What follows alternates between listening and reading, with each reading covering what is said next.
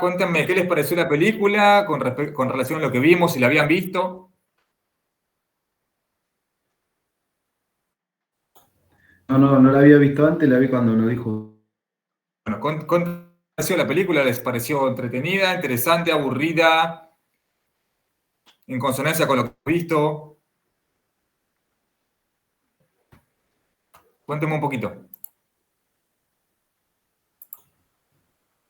Turbio, no se pudo comprobar bien la identidad de ese tal Alberto, que sale en la película como un principal actor, pero después no lo puede identificar quién es esa persona.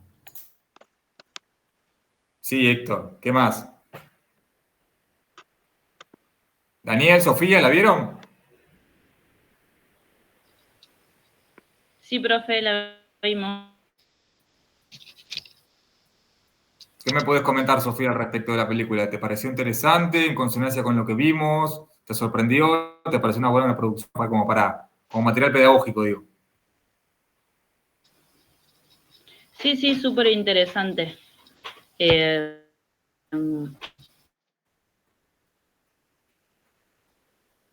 Daniel, que te veo ahí conectado. No, sí, estuvo buena la película y bueno, el nivel de corrupción es en esos tiempos igual que ahora, ¿no? ¿Vieron cómo se... Y la Gracias, Daniel. impunidad ¿Vieron cómo se... el también proceso de antes, década infame? sí.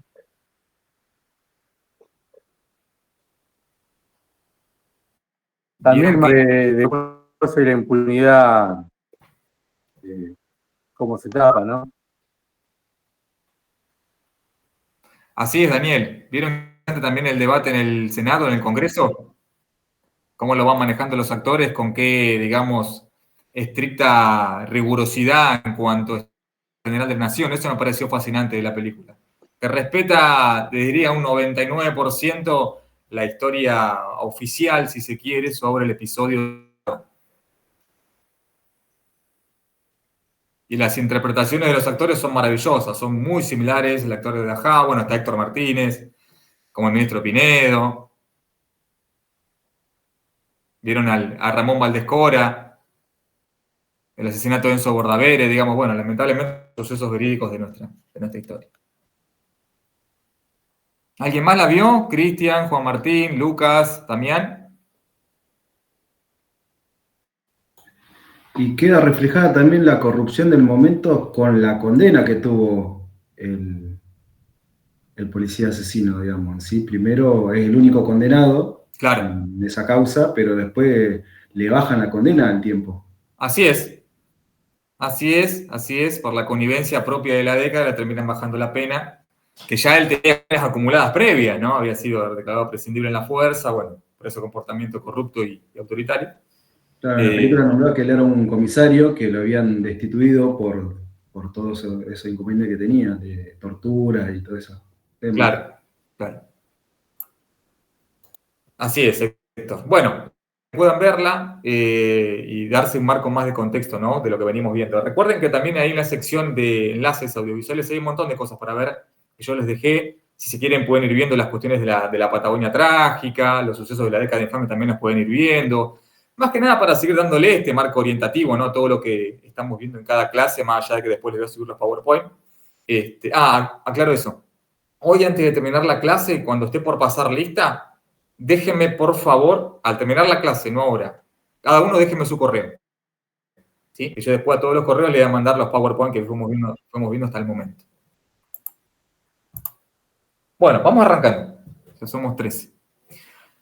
¿Dónde llegamos en la clase pasada? ¿Qué estuvimos viendo? Si bien ya hablamos un poquito de la película, asesinato en el Senado de la Nación, década infame, todo este proceso de corruptela, peculado, malversación de fondos públicos, ¿sí? Una década devastadora para la economía argentina, devastadora para la clase trabajadora, que había tenido enormes conquistas, sobre todo en el periodo del radicalismo, tanto en el periodo irigoyenista como en el periodo de Alvear, ¿sí? Recuerdan todas las concesiones, las leyes que se fueron mencionando, que durante la década infame, ¿qué pasa con esas leyes? Quedan bajas, archivadas, encajonadas y, decíamos la clase pasada, este libertinaje, ¿no? La oligarquía, más de libre cambio, más laica, este componente de la concordancia, que era el partido político que aglutinaba, ¿no? ¿Recuerdan a quién aglutinaba la concordancia como partidos políticos? ¿Que hablamos en la clase pasada? ¿Recuerdan qué partidos conformaban la concordancia?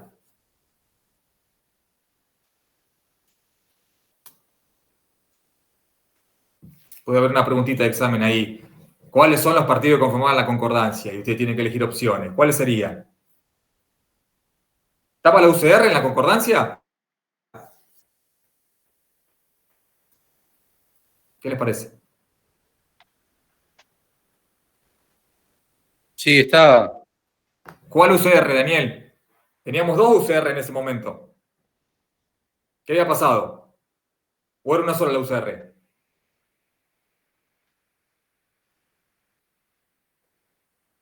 ¿Recuerdan qué había pasado con la UCR en la época de Alvear?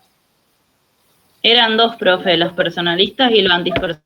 Muy bien. Se dividieron. Muy bien ahí, Sofía. Si mal no vi, Sofía fue lo que dijo. Muy bien. Personalistas y antipersonalistas. Los personalistas eran de tendencia de qué líder. Irigoyen. Muy bien. ¿Y los antipersonalistas? ¿Quién era el otro? Estaban los que estaban en contra y los grupos conservadores. Bien, pero esos antipersonalistas, ¿a qué línea seguían? Unos a Irigoyen, los personalistas, y los antipersonalistas, ¿a quién? Que era el otro presidente radical. A Alvear.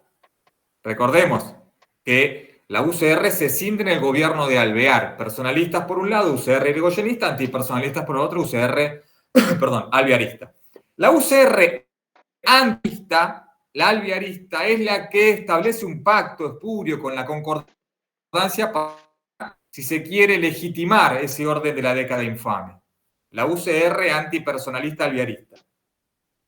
Y por el otro lado, la UCR irigoyenista, personalista, ¿qué partido nuevo surge que sigue sus ideales después de lo que vimos en la década infame? Surge un partido nuevo ahí, dentro de la UCR, a favor del irigoyenismo personalista. ¿Cuál era?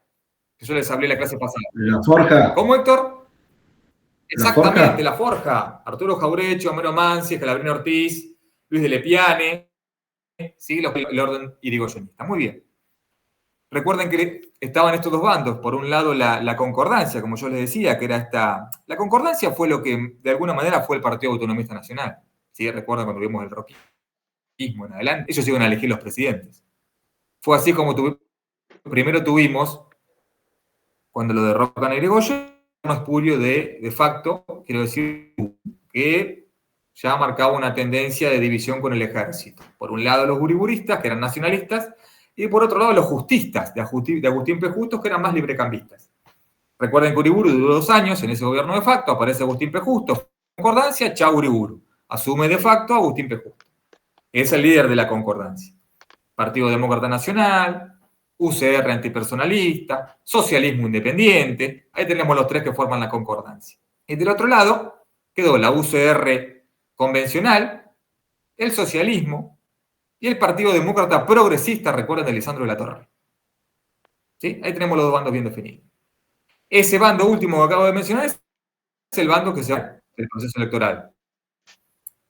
Porque se va a obtener, porque no le van a dejar participar, entonces aplicaban el famoso abstencionismo que venía predicando hace años el irigoyenismo, ¿no? Dado que los otros habían pactado con la década infame. Bueno, termina justo el gobierno, ¿y quién asume que terminamos la clase pasada? La presidencia, que era del ala radical antipersonalista.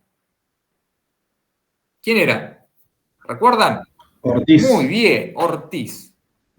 Justamente ahí arrancamos la clase de hoy, en el gobierno de Ortiz. Ustedes me dicen si se ve la placa.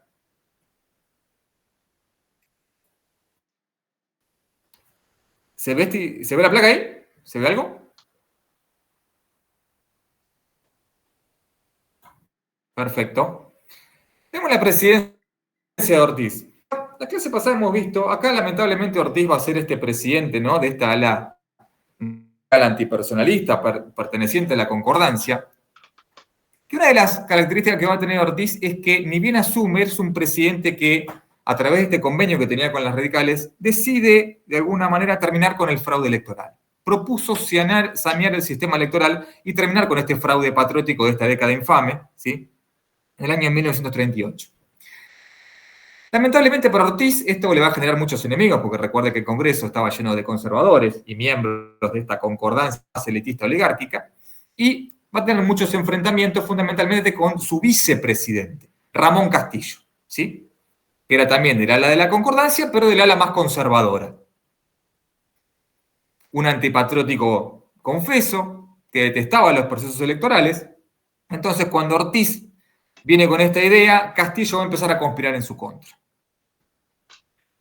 Tuvo tanta mala suerte Ortiz que es un presidente que asume enfermo, muchos problemas de diabetes, insuficiencia renal, ¿sí? Esa diabetes le va generando una ceguera muy prominente y lamentablemente va a tener que delegar el mando varias veces y va a ser otro de los presidentes que no va a terminar su mandato. ¿Cuáles son los otros dos presidentes que murieron en el cargo? ¿Recuerdan?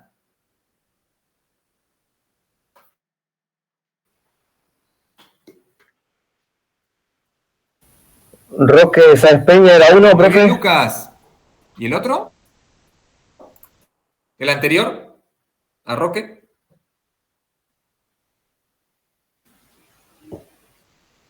Principio del siglo XX, 1904, 1906. Les tiro otra pista, asume después del segundo mandato de Roca. Muy bien, Horacio Quintana. Ahí está, Manuel Quintana. Ahí vamos. Ortiz será el tercer presidente que muere en su mandato, ¿no? En el medio tuvo que sufrir por una conspiración que fue este escándalo de las tierras del Palomar, un escándalo de malversación de fondos y de coimas, donde a él como presidente le hacen firmar ya, digamos, con una ceguera avanzada, una compra de tierras que eran para Campo de Mayo, ¿no? Para el cuerpo militar, quiero decir, para el colegio militar. Le hacen firmar una venta de unas tierras en unos sobreprecios, ¿sí? Que son unas tierras que terminaron siendo vendidas por los Pereira Iraola, las hermanas. Bueno, él firma creyendo que firmaba una compra lícita y terminó siendo una compra espuria, donde hubo intermediarios, donde hubo sobreprecios, y por esto casi se le hace un juicio político a Ortiz. Quien fogoneó esto y quien fue el cráneo fue su vicepresidente, ¿sí? Ramón Castillo. Buenas tardes, Luis, ¿cómo estás?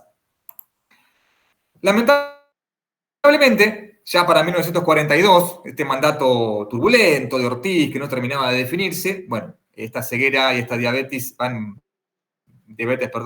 creciendo y definitivamente por la insuficiencia renal muere, ¿sí? En julio de 1942. Obviamente, cuando muera, cuando muere un presidente, automáticamente, si está en el cargo, ¿quién debería asumir? Su vicepresidente. Y asume Ramón Castillo. Como yo le venía diciendo anteriormente, Ramón Castillo, digamos, desde el Partido Demócrata Nacional, muy confeso conservador, de este viejo Partido Autonomista Nacional, ¿no? Que, como yo le venía diciendo, conspira, ¿sí? Desde su función contra Ortiz, sobre todo cuando fue el escándalo de las tierras del Palomar, para iniciar el juicio político, ¿sí? Asimismo, vuelve a instalar esta cuestión del fraude patriótico, ¿sí? Suprime todo el saneamiento que había llevado a cabo Ortiz para volver a las prácticas más neoconservadoras y nefastas y espurias de toda la década infame. Vamos a decir que Ortiz es el último, baluarte de esta década nefasta, ¿sí? Es el último baluarte que iba a defender a ultranza los negocios espurios de esta década. Ahora bien, ya para el año 43, que viene el recambio presidencial, ustedes fíjense que la presidencia de Castillo es muy corta, dura solamente un año. Ya de fondo, acuérdense lo que yo les decía en la clase pasada, siempre para analizar los cambios radicales, no me refiero a radicales por el partido político, ¿sí? Hagan la diferencia. Para diferenciar los cambios radicales de una política doméstica vernácula, hay que tener en cuenta siempre qué pasa en el contexto internacional. Como somos un país periférico, que si bien tenemos una gran cantidad de recursos, siempre estamos supeditados a los órdenes económicos foráneos, internacionales, y les diría que nos hace que seamos un país pendular siempre, ¿sí? Que no tengamos una estabilidad concreta por nuestra dependencia económica, financiera, al gran capital internacional o transnacional. Ahora bien, ustedes fíjense en la época. Vimos que Ortiz asumió en el 38, muere en el 42. Esperen que acepto integrantes. Ahí está. Pero de fondo, entre el 39 y el 45, ¿qué pasa internacionalmente? ¿Alguien sabe? La Segunda Guerra. Ahí estamos, la Segunda Guerra Mundial. Esto nos va a llevar, si se quiere, a un entendimiento más pormenorizado de lo que pasa en la política doméstica. ¿Por qué? Porque acá va a empezar a tomar muchas más consecuencias, si se quiere, un poder, como lo vemos en la clase pasada, que es el que dirime, si se quiere, las decisiones de esta década, de este periodo, de este interregno, ¿sí? ¿Que ¿De quién estamos hablando? ¿Quién está atrás de todo esto que empezó la década infame?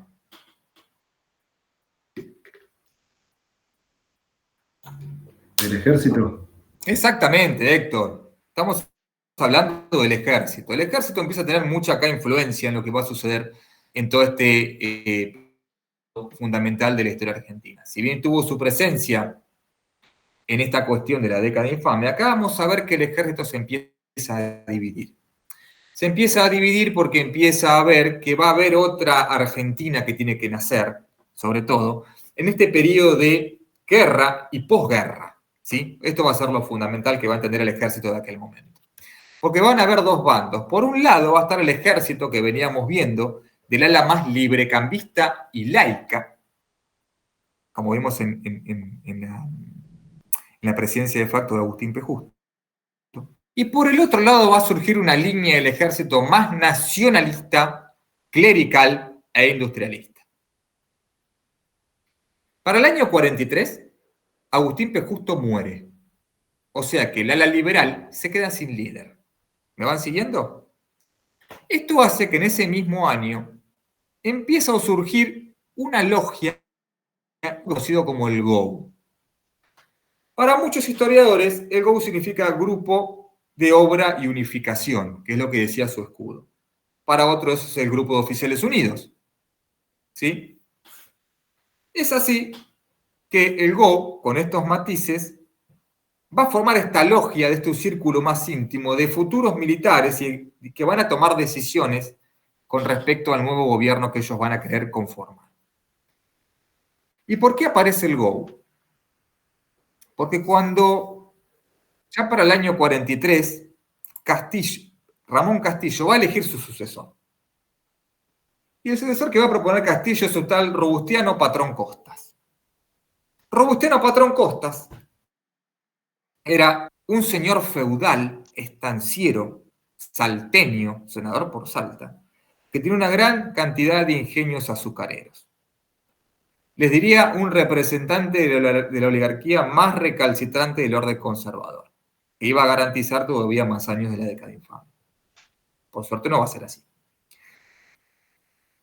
Con la designación del futuro presidente Castillo, ya de alguna manera va a quedar fuera de la política, porque va a ser su sentencia de muerte la elección de Robustiano, muerte política me refiero, ¿no? Porque este Robustiano Patrón Costas, que se da un discurso fenomenal, ¿sí?, en el ex Jockey Club, va a decir que una vez que sea presidente, lo primero que va a hacer es asumir o dejar la neutralidad que venía sosteniendo Ortiz y Castillo a la guerra, y va a asumir a favor de los aliados, o sea, va a romper relaciones diplomáticas con el eje. Ustedes tengan en cuenta que en este orden internacional de la Segunda Guerra Mundial, tenemos los aliados por un lado, ¿sí? ¿Alguien sabe quién conforman los aliados?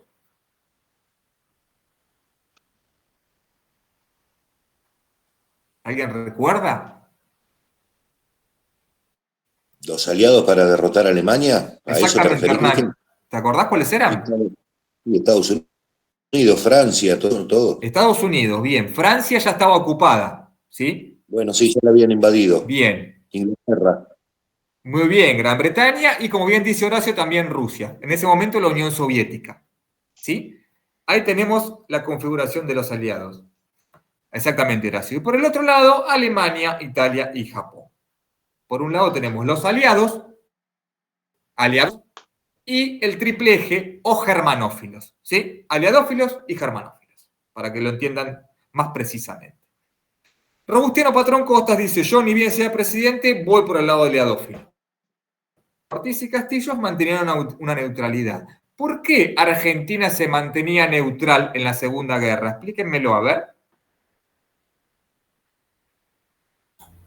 ¿Por las exportaciones?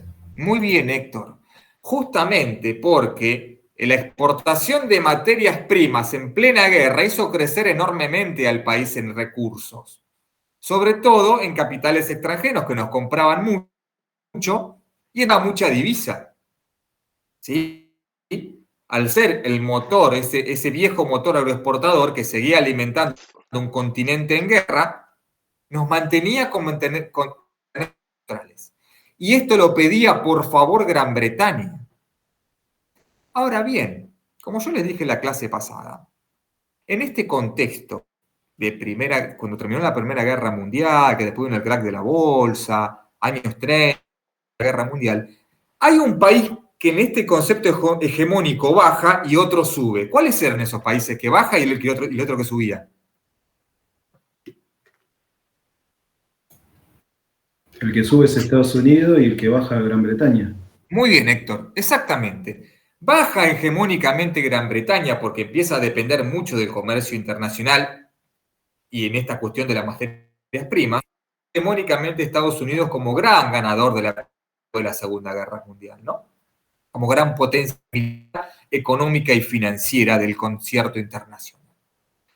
¿Qué va a decir? Argentina no tiene que ser más neutral.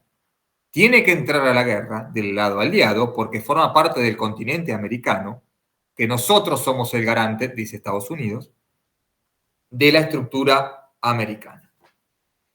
En este contexto que yo les vengo armando, es donde se va a dividir el ejército. El ejército, por un lado, va a ver que esta, digamos, la rama más nacionalista, clerical e industrialista, va a ver como una amenaza que Robustiano Patrón Costas suba al poder, a la primera magistratura, y se alíe al bando aliadófilo. Porque el bando aliadófilo también tenía imbuidos de sentimientos librecambistas, ¿sí? Y anticlericales. Es así como miembros del GO empiezan a gestar un golpe dentro del golpe, ¿sí? Porque la década infame es producto de un golpe de Estado, recuerdan bien, del golpe de Uriburu. Entonces fue una década totalmente espuria e inconstitucional. Por eso, el 4 de junio de 1943 se va a dar un golpe a ese golpe que inició en 1930. Se va a derrocar definitivamente a Ramón Castillo, la ala más nacionalista, clerical e industrialista. Va a llevar a cabo lo que se conoció como la Revolución de los Coroneles. No sé si lo pueden ver bien en la placa, esta revolución. Ahí vemos los dos principales gestores de este golpe al gobierno de Ramón Castillo. Por un lado, los tenemos ahí, a los tres, que también eran miembros del GO, ¿sí? El coronel Arturo Rausor, el coronel Ramírez y posteriormente el coronel Fabio. Esta revolución de los coroneles va a ser un punto de inflexión en la nueva Argentina que se va a gestar. Porque estos coroneles tenían, digamos, una causa común, que era, como yo les vuelvo a reiterar, es importante que se los reitere para que hagan bien la distinción, era una ala nacionalista, clerical, autoritaria e industrialista. El GO va a pregonar, si se quiere, por una política más de corte vernáculo y doméstico y no tan foránea, ¿sí? Más de producción nacional. Y así como esta revolución va adelante, se lleva Arturo Rawson, ¿sí? Que en aquel momento era fuerte en la guarnición de Campo de Mayo, termina en el palacio presidencial y destituye al gobierno de Castillo, poniéndole fin a la década infame. El 4 de junio del 43 termina la década infame. Ahora bien, Rawson asume el poder, toma el poder, y Rawson en el gobierno dura solamente 3 días. El 7 de junio, ¿sí?, se produce otro golpe dentro de ese último golpe. ¿Lo van así? No los quiero marear. ¿Sí? ¿Me van siguiendo? Bien, Horacio, gracias. ¿Qué pasa ahí? ¿Por qué sucede esto? Porque Rawson, una vez que asume el poder, ¿sí?, de facto, obviamente, dice, bueno, a partir de ahora voy a elegir yo el gabinete. Se quiere como aislar de esta revolución y se quiere poner gente que estaba antes en el gobierno de Castillo. Es así, ¿sí?, como el coronel Ramírez, que ya era ministro de guerra de Castillo, el 7 de junio, y con el apoyo de los miembros, llega, ¿sí?, a la Casa Rosada y le dice a Rawson, su gobierno terminó.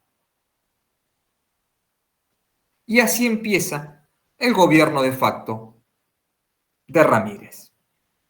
Y con esto damos inicio, por un lado terminamos la unidad 4 y damos inicio a la unidad 5. Y esperen que voy a detener la presentación y tengo que cambiar el PowerPoint. Un minutito y estamos.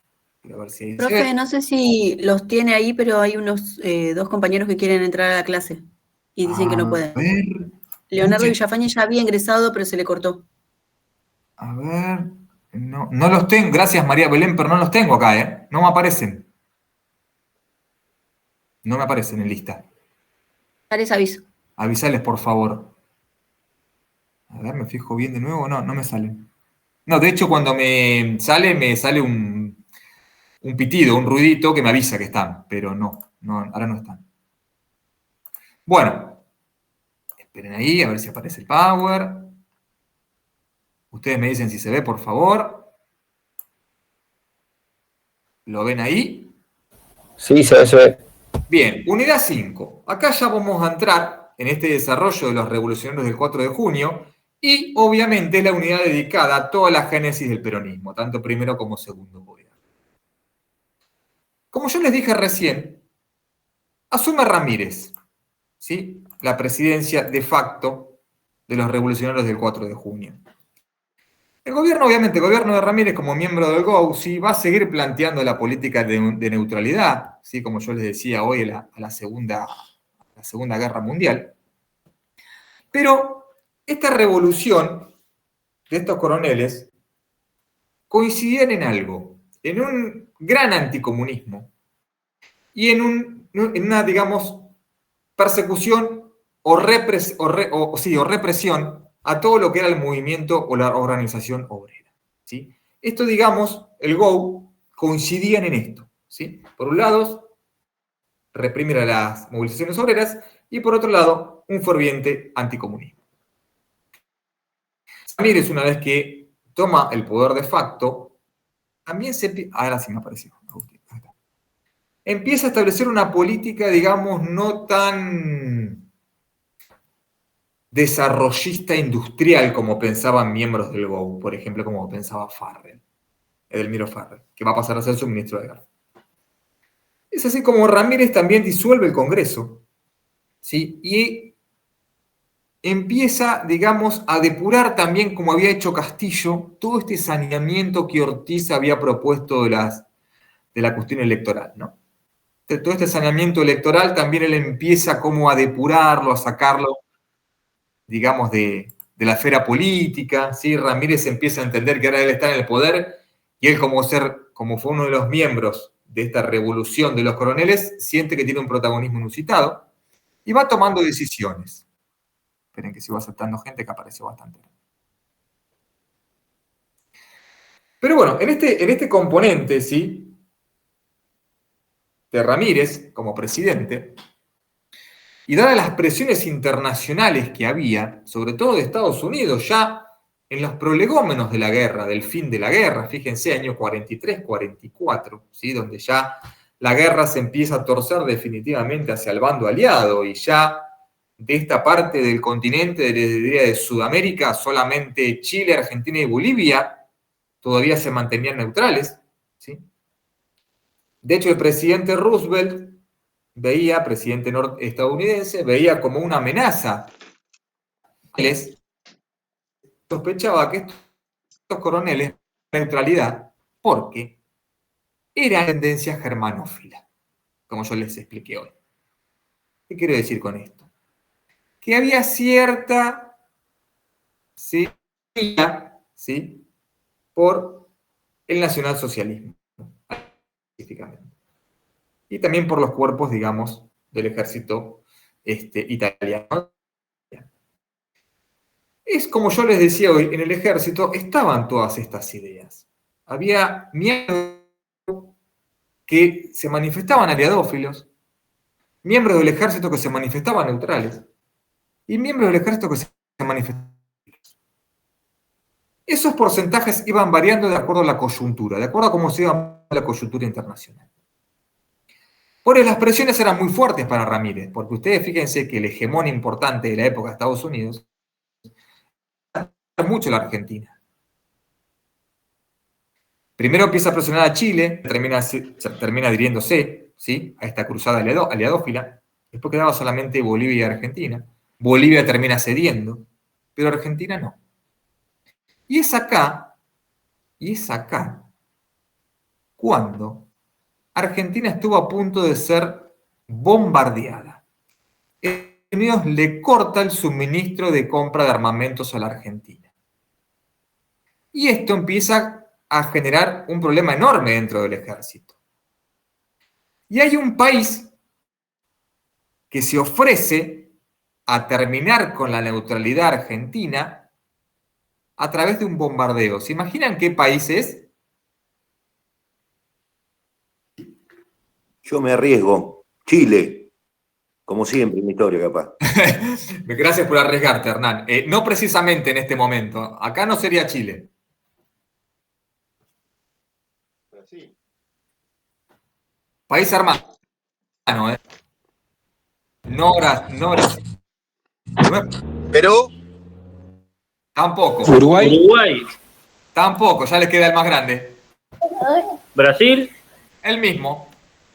Brasil estaba bajo la dictadura de Getúlio Vargas, ¿sí? Ya vende también con el gobierno de entonces de Roosevelt, ¿sí? Getúlio Vargas se ofrece a bombardear a Argentina. Dice, si usted quiere Estados Unidos, Brasil se compromete a bombardear a Argentina y a obligarlo, a través del bombardeo de Buenos Aires, a entrar al lado aliadófilo.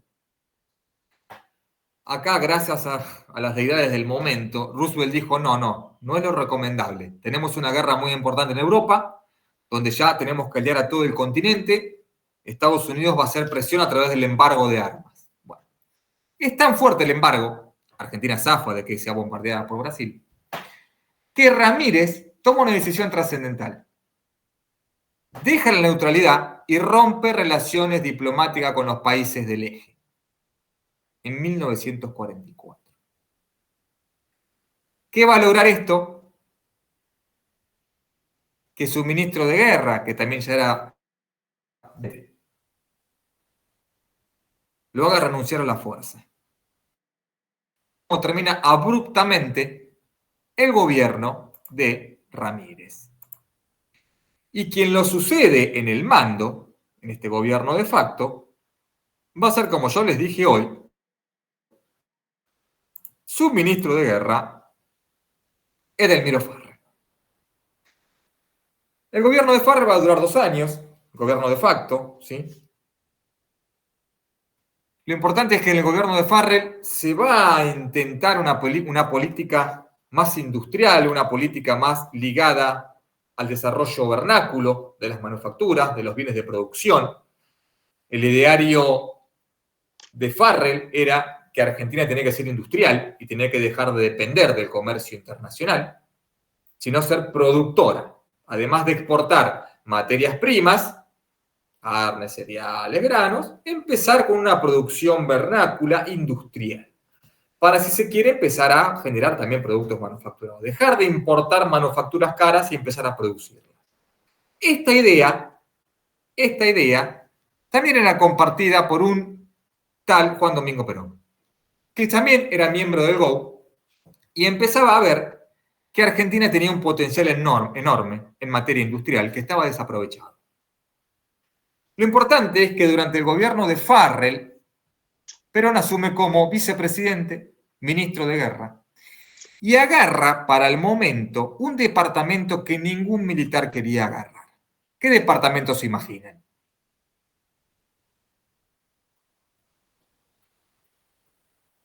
Un departamento de gobierno. Relaciones exteriores. No precisamente, Luis. El que dice ahí, Cristian, ese Departamento Nacional de Trabajo. Exactamente, ahí como dice la placa. El Departamento Nacional del Trabajo. Ningún militar quería hacerse cargo del Departamento Nacional del Trabajo, porque yo, como les dije hoy, ¿cuál era la línea en la cual coincidían estos coroneles? Las dos líneas. ¿En qué coincidían?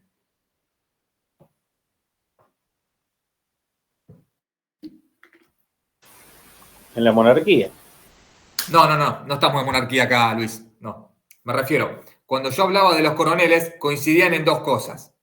En el anticomunismo, por un lado, y en la represión del movimiento obrero por el otro. ¿Sí? Perón, antes de asumir el Departamento del Trabajo, había sido agregado militar, ¿sí?, a diferentes embajadas. Había estado en Italia, había estado en Alemania, había estado en Suiza. Había visto, digamos, había estado en Albania, había estado en España. Había visto cómo era esta cohesión de la clase obrera en Europa y cómo la clase obrera se enfrentaba a los nazismos, ¿sí? Y cómo los fascismos y nazismos fueron trastocando esta cuestión de las democracias. Y él empezó a ver de que era importante el migratorio obrero, que era importante que un país fomente la clase obrera y no la combata. Bueno, cuando Perón viene con todas estas ideas, ¿sí?, las empieza a plasmar en el Departamento del Trabajo. Por eso él asume ese departamento.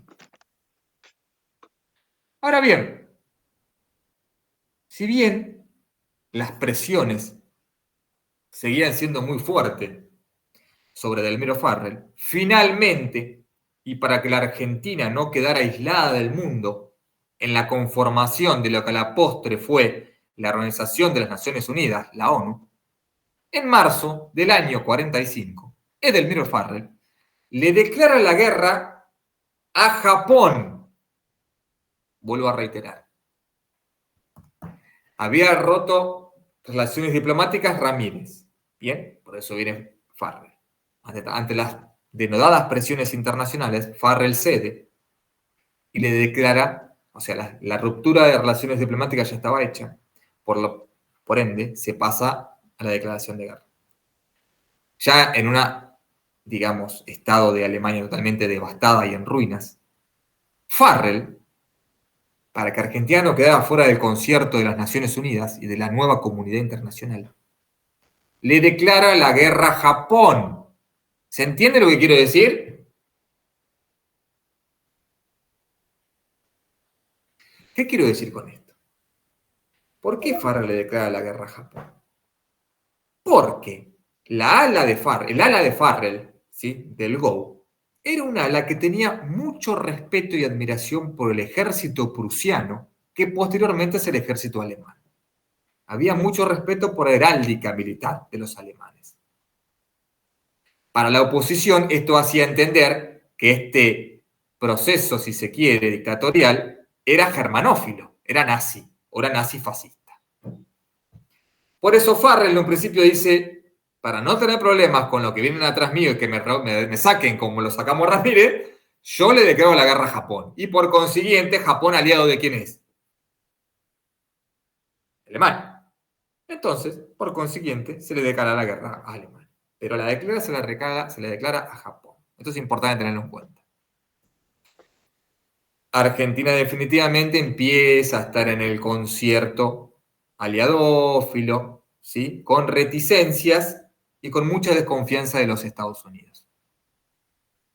Lo importante es que durante la gestión de Farrell, de fondo, está sucediendo algo trascendental en materia de política social en materia de seguridad social y en materia de los derechos del trabajador. ¿Por qué? Porque como yo les decía recién, Perón había asumido, durante el gobierno de Farrell, el Departamento Nacional del Trabajo. Una vez que Perón asume este departamento, empieza a entender que la revolución del 4 de junio tenía que tener un programa sólido para quedarse. Ese programa sólido era un programa social, económico y político. Más que nada estratégico. Y lo que Perón veía en aquel momento es que en este movimiento, ¿sí?, de modelo agroexportador a un modelo industrial, se había producido mucho flujo migratorio interno. ¿Qué quiero decir con esto? Que muchos trabajadores, clase obrera, media, baja y marginal, se había ido de las provincias, ¿sí?, se había ido de las estancias, de los campos, de las industrias madereras y demás, y había llegado a la metrópoli, a la capital, a la provincia de Buenos Aires, a trabajar en la industria. Ese flujo migratorio iba a ser muy importante, y es ahí donde Perón ve que se está gestando una nueva clase trabajadora. Y que esa clase trabajadora nueva, que ya no era la clase trabajadora que vimos de inmigrantes cuando vimos parte del radicalismo, sino que estamos viendo una transformación migratoria de la clase obrera interna, ¿sí? Pero nadie se da cuenta que esta nueva clase obrera, ¿sí?, es diferente a la anterior. Porque esta nueva clase obrera poco entendía de sindicalismo y de socialismo. Porque venían, ¿sí? Recuerden lo que había pasado el gobierno radical de Irigoyen con la Patagonia Trágica. Bueno, venía siendo bastante reprimida, ¿sí?, fundamentalmente después, en la década infame. Y este nuevo flujo, Perón lo va a llevar a este Departamento Nacional del Trabajo. ¿Y cómo lo va a llevar? A través de elevar el rango del departamento a secretaría. Es así como crea la famosa Secretaría de Trabajo y Previsión Social. Y él asume como secretario. Además de mantener la vicepresidencia del Ministerio de Guerra, claramente.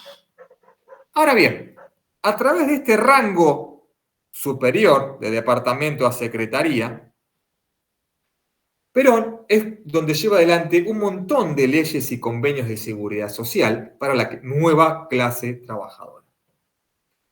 Asimismo, Perón empieza a entender que también, esperen que alguien entró y no lo acepté. Ahí está. Empieza a entender, ¿sí?, que esta clase trabajadora tiene que tener una representación. Y empieza a darle representación sólida a través de los sindicatos y de los gremios. Pero Perón se mantiene profundamente, ¿sí?, sacamos el comunismo de lado, que era uno de los rasgos que mantenía con los coroneles. Yo les dije, anticomunismo y represión a la clase obrera. El anticomunismo Perón lo va a sostener hasta el fin de su mandato, pero va a cambiar radicalmente y de manera disruptiva el vínculo con la clase obrera.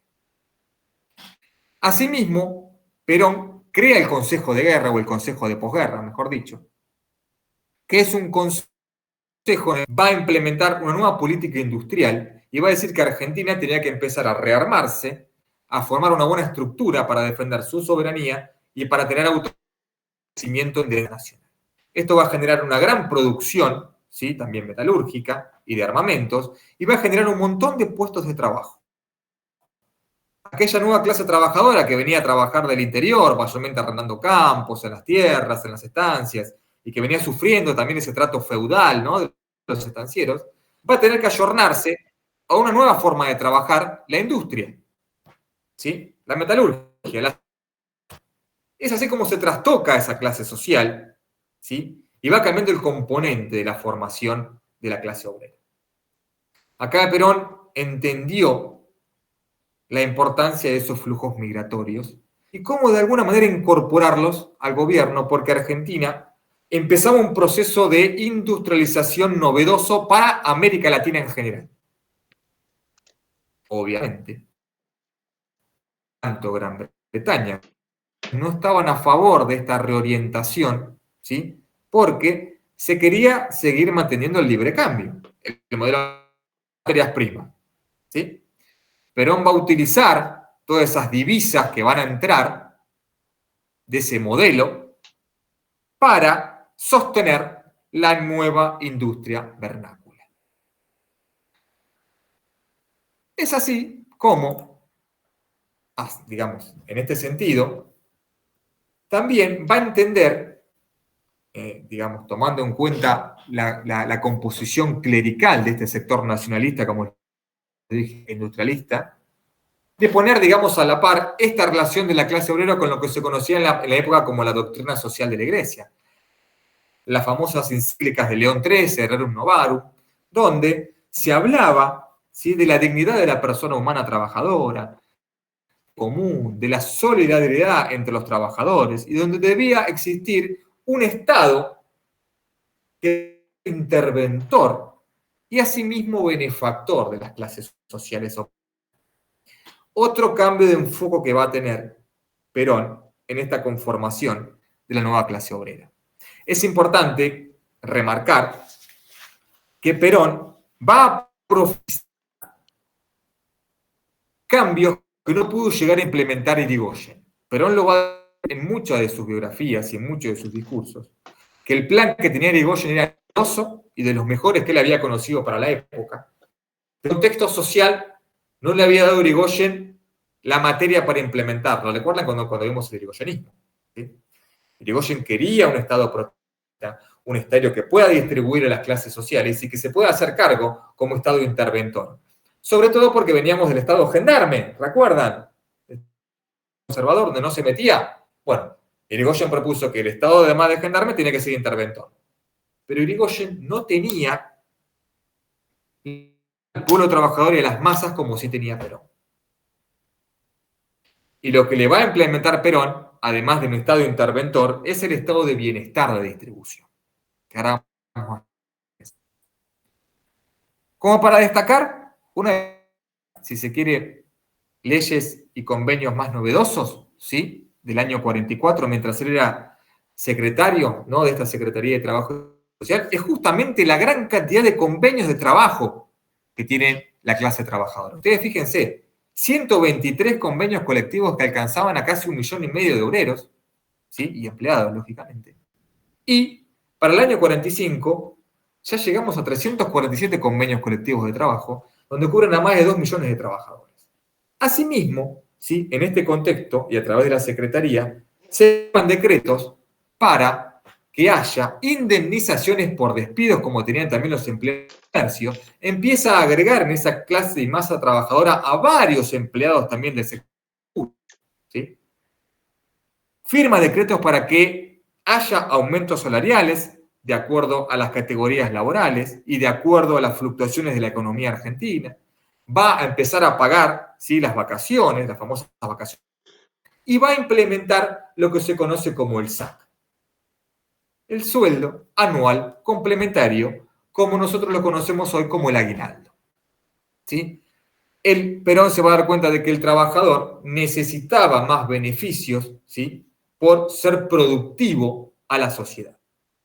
Asimismo, Perón desde la Secretaría ya decía que la protección que tenía que tener para que esto pudiera lograrse es un sindicato fuerte y que el Estado le garantice al sindicato todos los convenios colectivos de trabajo y la intervención en caso de que el sindicato no pueda ponerse de acuerdo con la patronal o sus empleadores. Ahí también el Estado intervenía a favor del sindicato y de la clase trabajadora. ¿Me van siguiendo hasta ahí? ¿Vamos bien?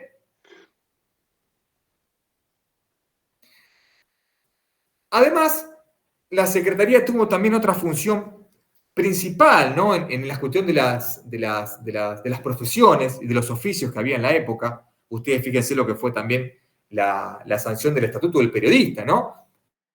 Sobre todo por la actividad profesional del periodismo, por lo que veníamos viendo también antes con las empresas y los medios de comunicación que eran terribles con las conspiraciones internas, ¿no? Recuerdan lo que vimos con el diario La Fronda, en la época de Irigoyen y el derrotamiento con Uriburu, con el diario La Crítica, ¿sí? Recuerdo el diario La Prensa. Entonces, empieza a regular la actividad profesional del periodismo y que el periodismo tenía que ser, los periodistas como profesionales, pagos, ¿sí? Y no debe haber periodistas pobres en empresas ricas. Así lo decía Perón. Por eso regula la actividad del periodista a través de este famoso estatuto.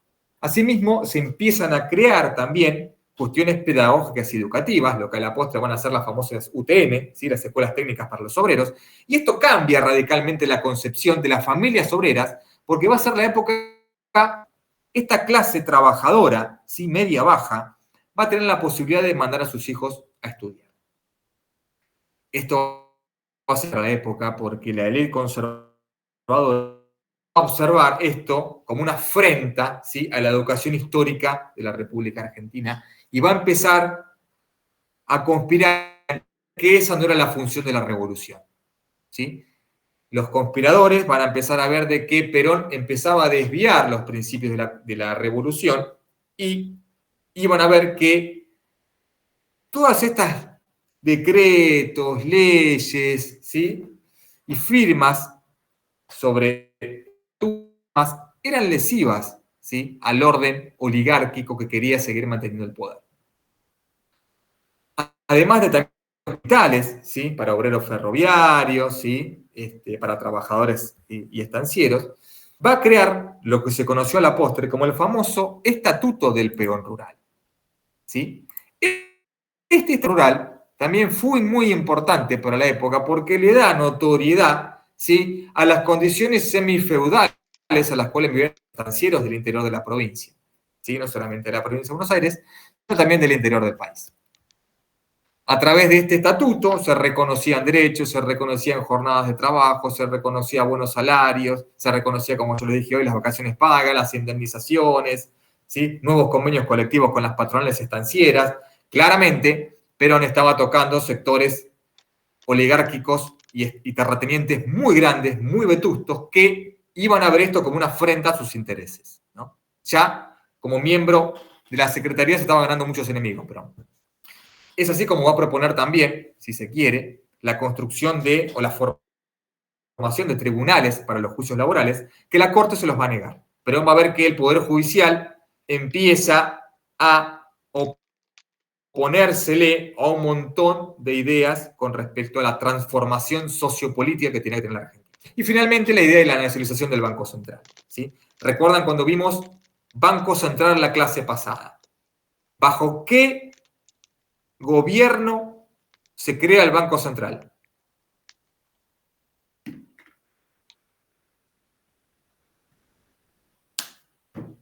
Lo vimos en la clase pasada. ¿Bajo qué gobierno se crea el Banco Central? Sobre el justo. Exactamente, sobre el gobierno de facto de Agustín P. Justo. ¿Y por qué se crea, Héctor? Muy bien. Para poder devaluar, digamos, pedían préstamos y poder hacer, generar billetes. Sí, pero tengamos en cuenta, bien, Héctor, tengamos en cuenta que también se crea porque veníamos del pacto Roca-Runciman, que había que justificar con esa emisión de billetes, ¿sí? Había que, hay como dice Horacio, para regular y restablecer la economía, claro, pero con el capital mixto, no era capital nacional, era mayor capital británico fundamentalmente o inglés, ¿sí? Por eso el Banco Central empieza como, entre comillas, independiente, ¿sí? Con capital extranjero, justamente para emitir billetes, para poner una política monetaria, ¿sí? Para tocar cuando le sea conveniente la tasa de interés a favor. Bueno, lo que hace Perón desde la Secretaría es nacionalizar el Banco Central. Lo va a manejar el Estado, no lo va a manejar ninguna corporación y los capitales van a ser nacionales. Bueno, después de todo esto que le comenté, ¿qué se imaginan que puede llegar a pasar? Sino que ya algunos ya saben, obviamente. Pero a generar todo esto que empezó a activar Perón desde la Secretaría. ¿Qué se imaginan?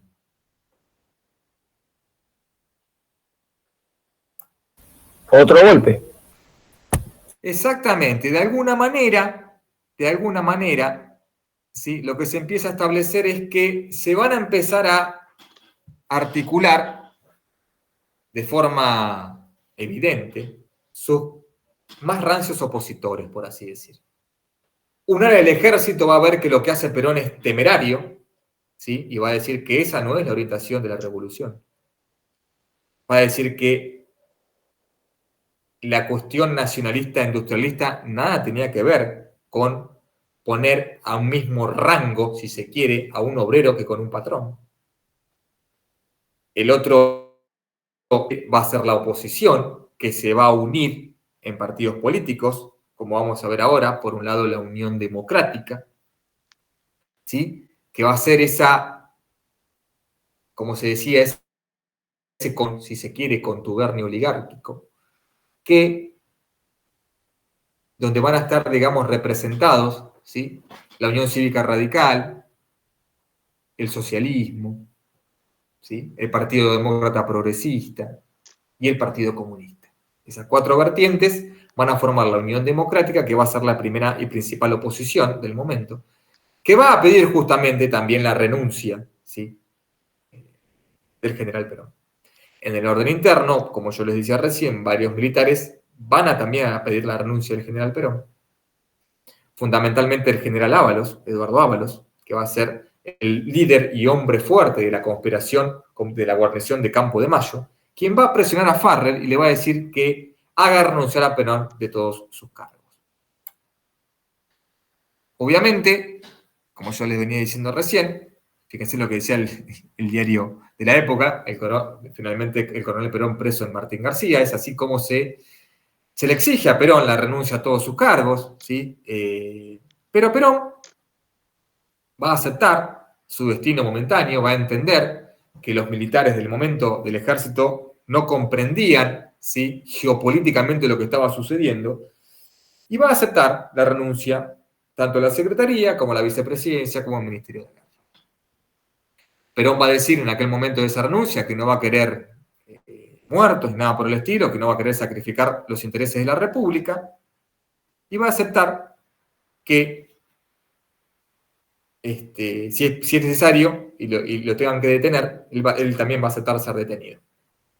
Sin embargo, lo que se empieza a gestar a través del coronel Ábalos como miembro de Campo de Mayo, ya Farrell empezaba, digamos, su figura empezaba a quedar un poquito debilitada, ¿no? En este proceso, si se quiere, de Perón en frente de la Secretaría, porque el gran que tenía protagonismo era la Secretaría y no tanto la presidencia. Y así como empieza este hombre fuerte, Ábalos, a tomar más protagonismo en la política interna y empieza a representar el ala dura más militar, sí, más autoritaria, antiperonista. Y es como que de alguna manera el general Ábalos le dice a Farrell, a Perón lo tenemos que encarcelar. Otros militares querían decidir, digamos, querían de manera abierta matarlo. Querían conspirar, invitarlo a una cena y matarlo, ¿no? Como lo habían matado a las famosas idus de marzo. Bueno, algo parecido. A lo que Farrell, más de una vez dice, no, la idea no es matar a Perón, sí, de la órbita sociopolítica, en la órbita presidencial, pero no matarlo. Es así como se decide encarcelarlo y lo mandan a la isla Martín García. Perón queda recluido en la isla Martín García pocos días, pero antes de que se efectivice su encarcelamiento, Perón se reúne, ¿sí?, en la Secretaría con una masa de aproximadamente 500 obreros, donde les comenta lo sucedido y les dice, bueno, a partir de ahora yo no estaré más enfrente de la Secretaría, les queda a ustedes, ¿sí?, reclamar el día de mañana por todo lo que hemos logrado. Y como golpe de efecto, antes de irse, Perón firma por decreto las actualizaciones, ¿sí?, de los salarios anuales, de los sueldos y del sueldo anual complementario, más las vacaciones. Esto que para el próximo mes, después que él se vaya, los empresarios y las patronales y los estancieros estaban obligados, por decreto, a cumplir con las nuevas leyes laborales que se habían firmado desde le dejó una bomba de tiempo a Perón ahí. Es así cómo, de alguna manera, a través de la CGT, principalmente, y de diferentes movimientos de obreros locales, provinciales, se empieza a gestar, ¿sí? O se empieza a hablar de una gran huelga general. Son muchos, de alguna manera, las implicancias que va a tener todo este proceso, porque ya Perón, antes de irse, les va a decir a los coroneles y a los militares, prepárense porque ahora va a venir la famosa era de las masas, y ustedes tienen que hacerse cargo de toda esta clase obrera. Ya recluido Martín García, tanto Ábalos como Farrell, hay una movilización, se están gestando movimientos en las calles, empiezan a llegar informaciones de diferentes provincias, de que hay mucha gente en la calle, de que está hablando de una gran huelga general. Se reúne la CGT, ¿sí? Aproximadamente entre el 14 y 15 de octubre de 1945.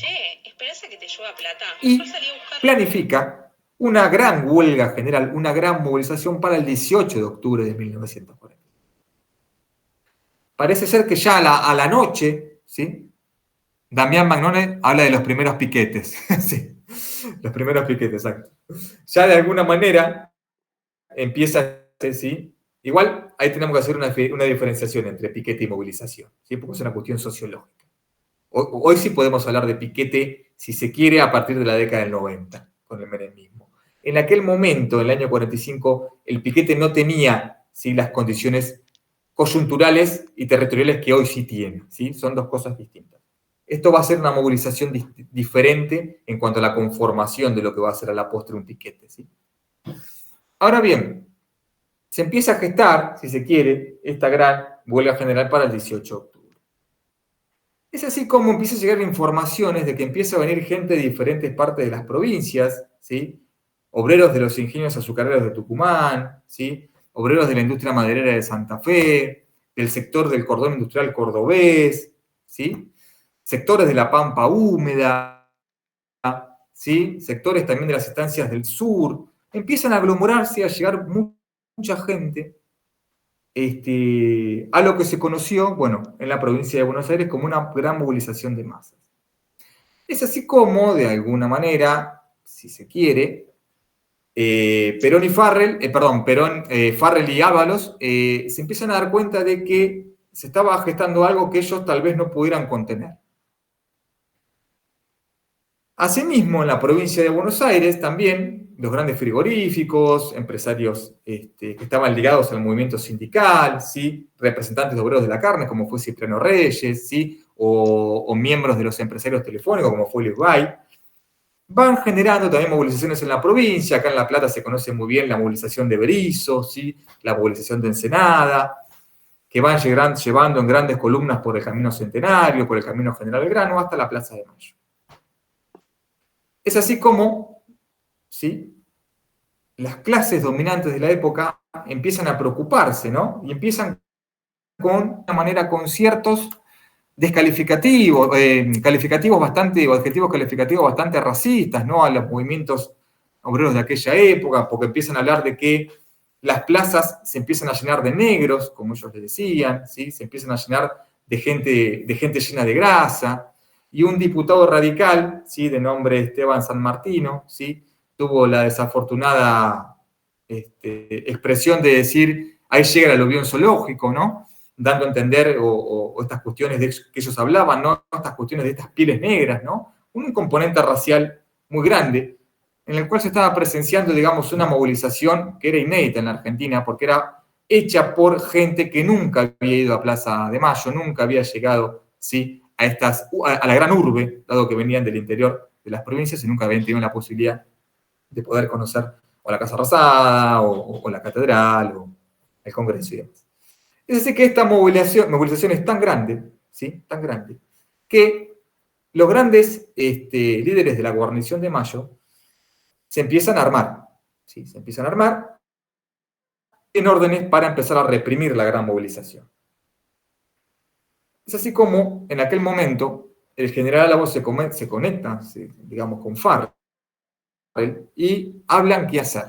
Farrell no quería ninguna represión, no quería que esto llegara a mayores, entonces dejan que la gente vaya llegando. Pasa que en algún momento ya la gente empieza a llegar, ¿sí? Y ya se hablan de más de 200.000, 300.000 personas. Y el general Ábalos dice que el ejército no se va a comprometer en ninguna masacre. Es así como la gente, ¿sí? En las calles empieza a vitorear la vuelta del general Perón. Perón estaba, como yo les dije, en la isla Martín García, lo van a buscar, lo llevan al Hospital Militar de la Provincia de Buenos Aires, y en el Hospital Militar de la Provincia de Buenos Aires lo va a visitar Farrell. Y Farrell dice, hacete cargo de esto. ¿Sí? Hacete cargo de esto, yo me abro a todas las concesiones que vos quieras, pero por favor, sacá a la gente de la plaza o hablales. Bueno, parece ser que Perón puso un par de concesiones, ¿no? para poder hacer esto, para que sea trasladado a la Casa Rosada para hablar por los balcones. Esas concesiones son tenidas en cuenta, que era la formación de un gabinete con gente aliada de él, ¿sí? Que era buscar la renuncia de todos los jefes de la guarnición de Campo de Mayo, ¿sí? Poner, obviamente, leales a su ideología, y que él se iba a retirar de la política para generar, ¿sí? Su campaña presidencial a futuro, mientras Farrell seguía en el poder. Farrell asume, ¿sí? Asume todas estas concesiones, y definitivamente Perón llega a la plaza, en lo que se conoció como aquel famoso 17 de octubre de 1945, ¿sí? Lo importante acá, en este recorrido también más espontáneo de gran parte de la movilización de la clase obrera, es importante también aclarar que muchos historiadores, catedráticos, especialistas en el estudio de la historia, de la historiografía, de la sociología y de la política o de la ciencia política en general, de diferentes vertientes, le podré decir a Adolfo Saldías, Milcíades Peña, Hugo Gambini, Arturo Jaureche, Scalabrini Ortiz, más contemporáneos Pacho Dor, Línea Hamilton, coinciden en que esta movilización, ¿sí? Es enormemente homogénea, ¿sí? Porque converge, ¿sí? En un ideal común, ¿sí? Que era que Perón sea el representante de toda esa unidad y que la clase obrera había llegado a tener concesiones a través de decretos y leyes que se habían materializado por primera vez en esta clase. Quería sostener ese nivel, ¿sí? De concesiones y representatividad, ¿no? Que no se lo tome al obrero como un ser que está solamente para el trabajo y para la producción, sino que además de estar en sintonía con la seguridad social, la seguridad económica, la seguridad de su familia y todos los derechos relacionados a los convenios colectivos de trabajo. Es así, bueno, como en aquel famoso discurso, ¿no? De Perón en Plaza de Mayo, en aquel famoso 17 de octubre, Perón habla ya de humanidad, ¿sí? De un nuevo renacimiento, de patria, de pueblo, ¿sí? de unión nacional, y de un nuevo orden de movilización que va a de alguna manera, dirigir la nueva ola, o la nueva Argentina, como él ya la llamaba en aquel momento. Farrell convoca a este gabinete, mientras Perón se dedica a pergeñar su campaña política.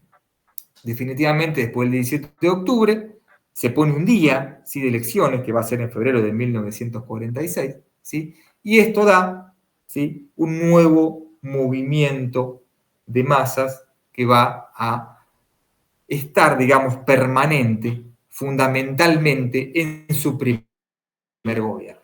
En este primer gobierno, ¿sí? Perón va a tener ese gran apoyo de las masas obreras, que va a ser importante, ¿no? En la conformación de su caudal de votos, pero asimismo va a tener un apoyo importante de un ala mayoritaria del ejército, y también va a tener el apoyo fundamental de la Iglesia Católica.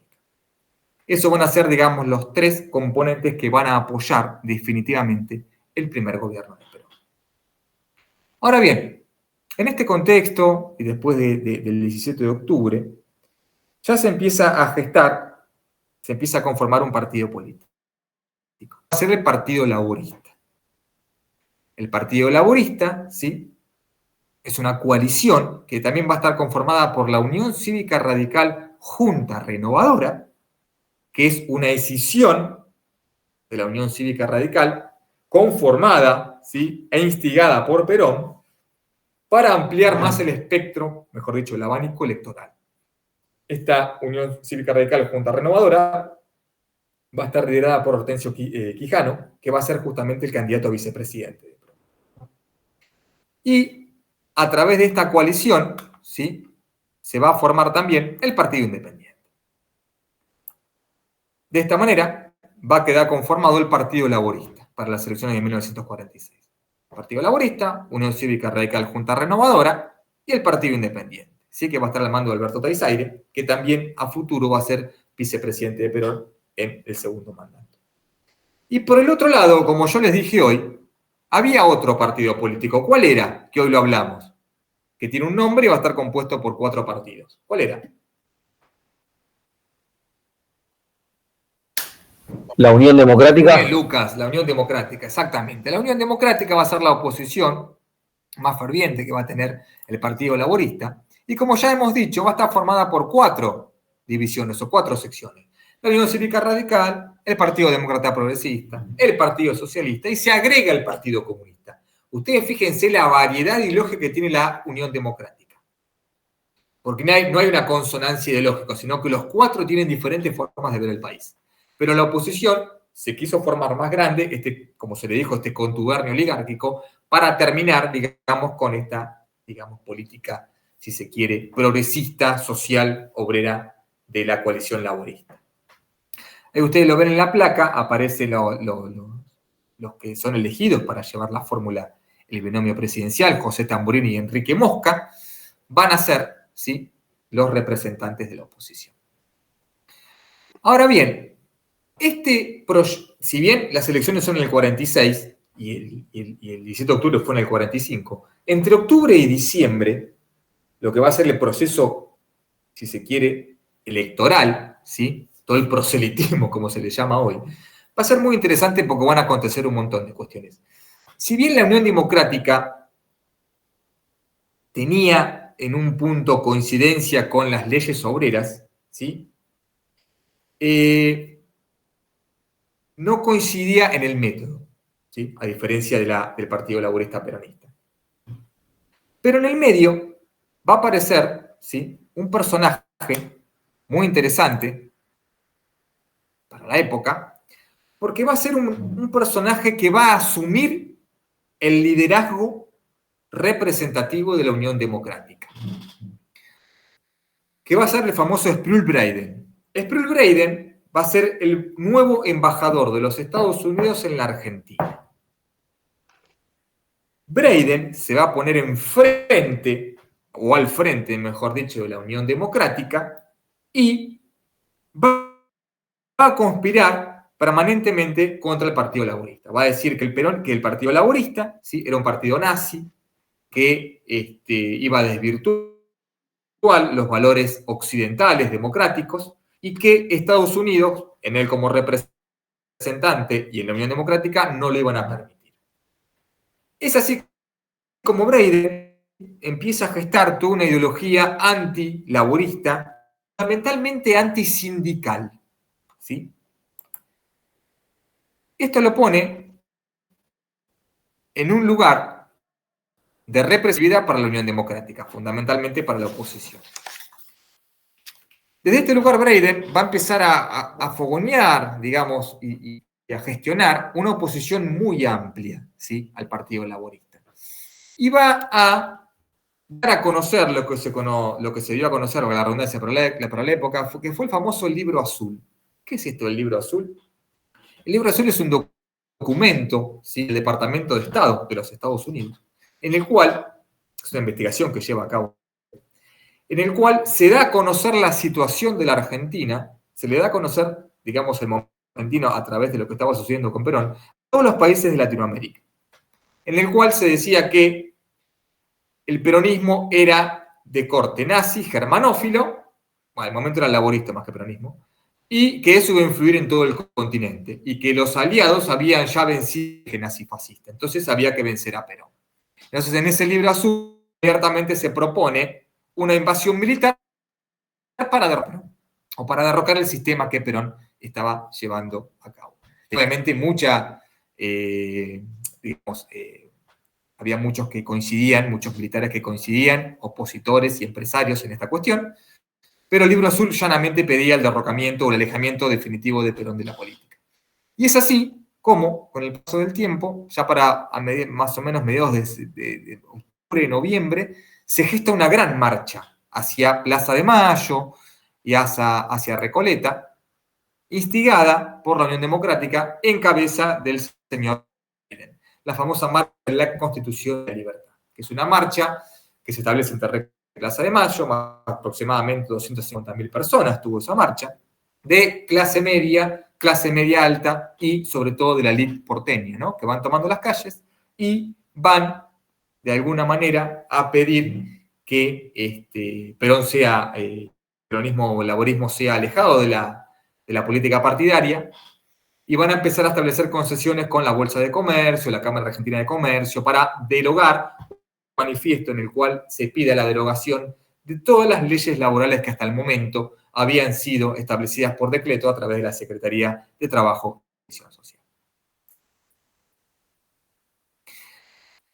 Ahora, ¿cómo toma el Partido Laborista de Perón esto? ¿Cómo lo hace causa? A través de la famosa formulación del azul y blanco. Así como Breyden llevó a cabo el Libro Azul, el Partido Laborista conforma lo que se conoció como el Libro Azul, en el cual denuncia que Breyden, ¿sí?, era un embajador oligárquico, miembro de esta nueva hegemonía imperialista de Estados Unidos, y que querían digitar los intereses de la República y ponerlos en consonancia con años, ¿sí? Volver al libre cambio, volver a la política extorsiva de la exportación asidua, y el Libro Azul y Blanco denunciaba de que se quería tirar abajo una política nacionalista industrial, donde la Argentina tenía mucho progreso a futuro. Por eso la famosa proclama decía: sepan quienes votan el 24 la fórmula del contubernio oligárquico comunista, que con este acto entregan su voto al socialismo. La disyuntiva en esta hora trascendental está en Breyden o Perón.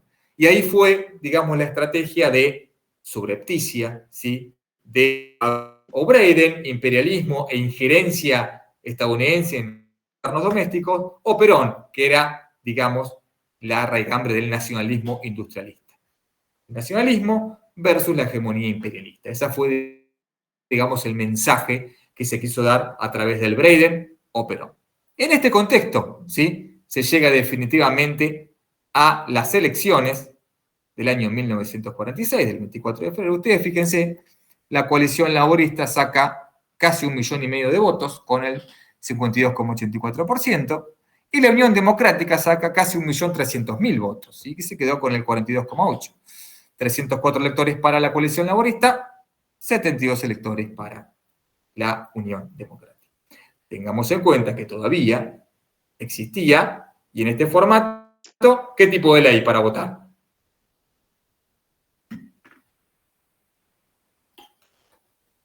¿Están ahí? ¿Qué tipo de ley? ¿Qué ley se vuelve a implementar? ¿La del ¿Cómo, voto? Damián? ¿La del voto? ¿Sufragio? ¿Cómo, Damián? Perdón, no te escuché. ¿La de Sáenz Peña? Claro, la ley Sáenz Peña, obviamente, ¿sí? Todavía Sí. se seguía entendiendo esta cuestión de la lista incompleta, ¿sí? Un tercio para la mayoría, un tercio para la minoría. Ustedes fíjense, no sé si lo pueden ver bien en la placa, cómo quedó distribuido el mapa de la República. Ahí ven, ¿sí?, las provincias: San Juan, San Luis, Córdoba, ¿sí?, Corrientes, la Unión Democrática, y el resto, ¿no? Buenos Aires, Entre Ríos, Santa Fe, bueno, Salta, además, ¿no? Mendoza, Catamarca, La Rioja, votaron a la coalición laborista. Y es así como se da inicio al primer gobierno de Juan Domingo Perón. Obviamente, una vez que Perón llega a la presidencia, van a cambiar muchas formas, van a cambiar, se va a poner, digamos, de manifiesto lo que se conoció como la conducción centralizada del movimiento laborista. Y ya a partir de 1947 baja esta coalición laborista y se va a formar el Partido Peronista, ¿sí?, que va a llevar adelante esta coalición centralizada con los demás partidos que quisieran formar parte de esta nueva conducción. Como yo les dije hoy, las tres vertientes que van a apoyar el primer mandato de Perón van a ser las Fuerzas Armadas por un lado, la Iglesia Católica por el otro y todo el movimiento de la masa obrera, ¿sí? Todo el movimiento de las clases populares. Obviamente, lo que se va a establecer a través de esta primera presidencia va a tener también un gran componente autoritario, obviamente, porque en este punto Perón, una vez asumido el mandato, va a decir, bueno, ahora en la conducción tenemos que empezar a formar un partido político que sea único, ¿sí? Y que empiece, de alguna manera, a ejercer influencia no solamente sobre la masa obrera, sino sobre toda la República. La expansión, si se quiere, de la ideología peronista. Y empieza a tener componentes más burocráticos, ¿sí? Con respecto a la institucionalidad que va a tener la República Argentina.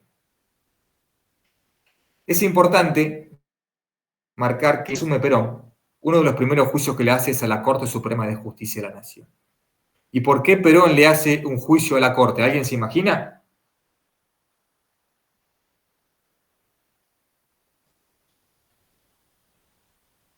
¿Alguien imagina por qué Perón le puede intentar hacer un juicio a la Corte?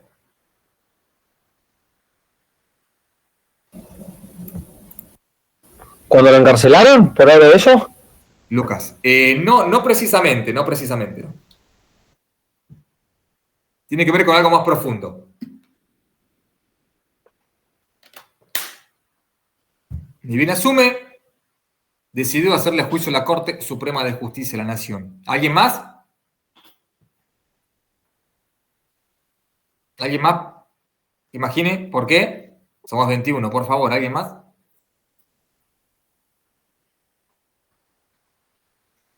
¿La Corte venía avalando algo en el transcurso de este tiempo? ¿Los gobiernos de facto? Exactamente, Héctor, así es. Así es, por eso Perón le quiere hacer juicio a la Corte, porque avaló el gobierno de la década del año 30 de Uriburu, la nefasta acordada de la Corte que vimos en la clase pasada, y Perón también suma el golpe del 43. Dice, así como avalaron el golpe del 30, también avalaron el golpe del 4 de junio. Entonces, suma esos dos golpes para hacerle juicio a la Corte. En unos 8 meses, depura la Corte de Justicia y se vuelve a establecer. ¿Alguien tiene el micrófono abierto? Luis, me parece, ¿puede ser? Sí, perdón. Está, gracias, Luis. Se depura definitivamente la Corte y se designan nuevos jueces, ¿sí? En 8 meses queda el primer, digamos, foco adversario que tenía Perón, depura la Corte de Justicia. Ahora bien, ahora vamos a ver, obviamente la política interna va a ser más dura, ¿sí? Sobre todo con los opositores, con los medios de comunicación, ¿sí? Y con toda la influencia foránea. Pero en principio vamos a ver lo importante que es la política económica, ¿sí? La política económica del primer Perón va a ser muy buena para la República Argentina porque Perón, después de esta posguerra, va a encontrar una Argentina con muy buenas divisas, con una gran cantidad de dinero acumulado por ese modelo agroexportador que había financiado la guerra, sobre todo con materias primas, y al haber ingresado tantas divisas, Perón lo que va a decir, bueno, tenemos un colchón de dinero enorme, y este colchón, en vez de seguir fomentando el mismo modelo de hace muchísimos años, desde del 1880 para acá, el modelo agroexportador, va a decir, queremos tener una política industrial nacionalista. Y va a poner todos los pesos que había y esas divisas en generar una industria vernácula de producción industrial nacional. Va a fomentar, ¿sí?, el crecimiento y el gasto público y la demanda interna con todo un trabajo de capitales privados internos, ¿sí? Va a poner también a los empresarios a trabajar para la República. Es así como se empieza a gestar, ¿sí?, la conformación de lo que fue el famoso IAPI. Imagino que alguno de ustedes conoció estas siglas, lo que fue el Instituto Argentino para la Promoción del Intercambio, ¿sí?, que tenía una gran beta industrialista. Entonces, esto iba a tener 3 componentes fundamentales. Estos 3 componentes que iban a dar nacimiento a este famoso IAPI, iba a tener una gran intervención estatal en materia económica, ¿sí?, porque Perón va a ver, como yo les decía antes, que el Estado, además de ser benefactor, tenía que ser intervencionista. El Estado interviene en la economía, ¿sí?, para regular, si se quiere, desbalances al mejor corte keynesiano, si se quiere. al mismo tiempo es interventor porque va a tener que distribuir mejor los capitales y la riqueza, y eso va a provocar una expansión del gasto público en la inversión y en una demanda interna. Y esto va a ser sustentado con la famosa doctrina de la justicia social. Entonces, estas van a ser las tres vertientes que va a llevar adelante el IAPI. El intervencionismo estatal, la demanda y la expansión del gasto público y el componente de la justicia social. Ahora bien, este sistema de sustitución de importaciones, como yo les decía hoy, básicamente tiene que ver con enfocar todo el dinero acumulado en el mercado interno, ¿sí? Se va a acumular tanto mercado interno que no se le va a dar el estímulo a las exportaciones. ¿Se entiende? Se le va a dar poco estímulo a la exportación y también se le va a bajar la cantidad de importaciones de productos manufacturados.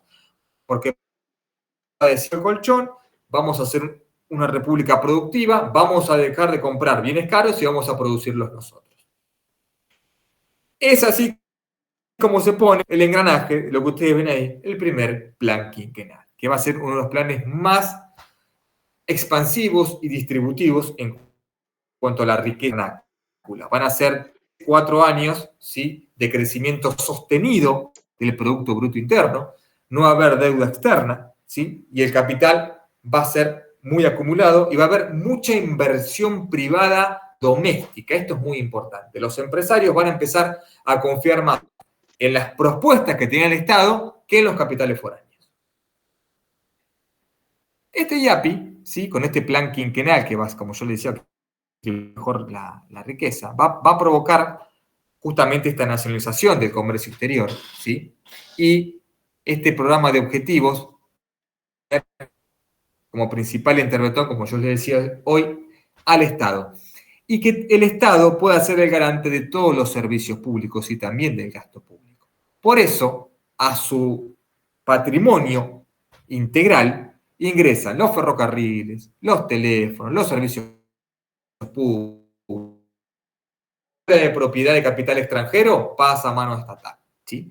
Esto obviamente, y aparte de la producción industrial, va a generar obviamente mucho más empleo y se va a aumentar de a poco los sueldos y los salarios de los trabajadores. Todo este aumento de la actividad productiva también va a generar que se creen las primeras industrias pesadas, ¿sí?, la siderurgia, la famosa SOMISA, cuando se designa al general Manuel Savio, como asimismo se crea Entel, ¿sí?, como cuestión de telecomunicaciones nacional, y se da creación a partir también después, a la finalización del primer mandato, de lo que fue Aerolíneas Argentinas, ¿no?, como la primera aerolínea de bandera nacional.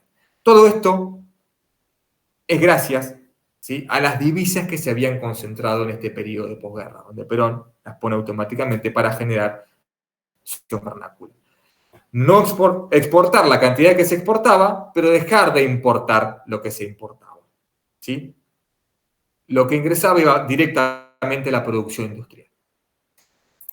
Finalmente, para no dejar, si se quiere, de alguna manera desprotegido al sector agrícola ganadero, ¿sí?, también va a declarar de utilidad pública los famosos elevadores de granos, ¿sí?, y la dependencia de puertos para exportar, porque había mucho capital también británico con los elevadores de grano, ¿sí?